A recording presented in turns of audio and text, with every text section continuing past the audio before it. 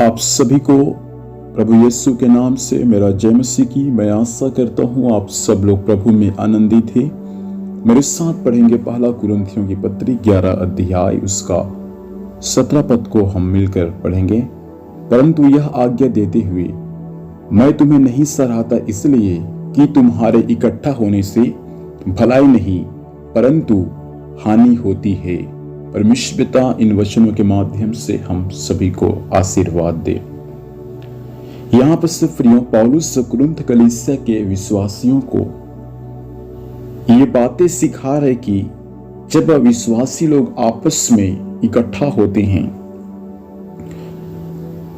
जब वे लोग संगति करने के लिए या वे लोग आराधना करने के लिए या वे लोग प्रभु भोज में शामिल होने के लिए जब वो कलीसिया एक साथ इकट्ठे होते हैं तो बाइबल ये बातें सिखाता है, परंतु यह आज्ञा देते हुए मैं तुम्हें नहीं सराहता इसलिए कि तुम्हारे इकट्ठा होने से भलाई नहीं परंतु हानि होती है। जब वहां के विश्वासी लोग जब एक साथ इकट्ठा होते हैं तो उनके लिए भलाई की बातें प्रकट नहीं होता परंतु उनके लिए हानि की बातें प्रकट होता है। आज बहुत सारे कलीसिया में बहुत सारे लोग आज आपस में इकट्ठा तो होते ही, दुख इस बात का है कि आज उनके इकट्ठा होने से कोई लाभ नहीं परंतु उनके इकट्ठा होने से उनका हानि होता है। भाई बहन, आप जहां भी इकट्ठा होते हैं प्रभु का वचन आपसे पूछना चाहता है। जैसे पौलुस कहता है मैं तुम्हें या तुम्हारी इकट्ठा होने से मैं तुमको सराहता नहीं हूं या मैं तुम्हारा बड़ाई नहीं करता, क्योंकि जब तुम इकट्ठा होते हो तुम्हारा लाभ नहीं परंतु हानि होता है। ऐसा पौलुस क्यों कहा?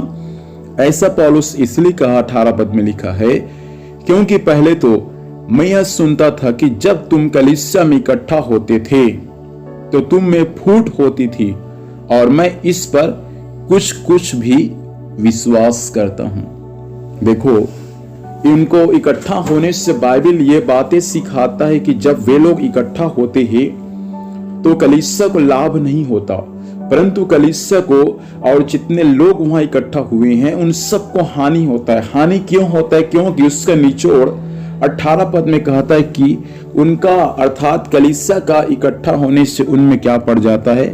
फूट पड़ जाता है।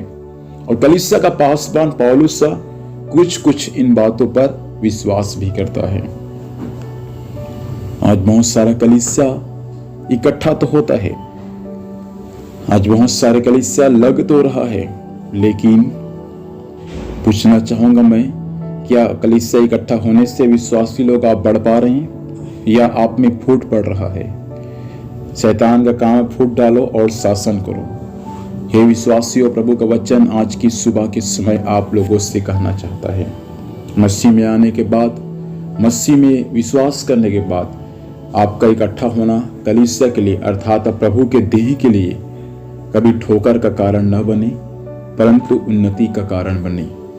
आप हर संडे को, हर शुक्रवार को, हर बुधवार को प्रतिदिन आप इकट्ठा होते हैं, लेकिन मैं आपसे कहना चाहूंगा आपका इकट्ठा होना कलीसिया के लिए कभी ठोकर का कारण नहीं परंतु कलीसिया के लिए उन्नति का कारण होने पाए। प्रभु से प्रार्थना करें कि प्रभु सहायता कर, जब भी मैं इकट्ठा हूं प्रभु जी, मेरा इकट्ठा होना प्रभु दंड का कारण नहीं या किसी के लिए ठोकर का कारण नहीं प्रभु, परंतु आशीष का कारण होने में सहायता करना। आइए हम प्रार्थना करेंगे। प्रभु से धन्यवाद देते हैं आपके वचन के लिए, वचन के अनुसार बात किया प्रभु, इस वचन के अनुसार चलने में सबकी सहायता करना, सभी का जीवन प्रभु वचन के अनुसार आशीषित होने पाए।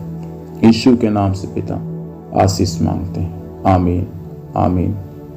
आप सभी को जय मसीह की। Praise the Lord.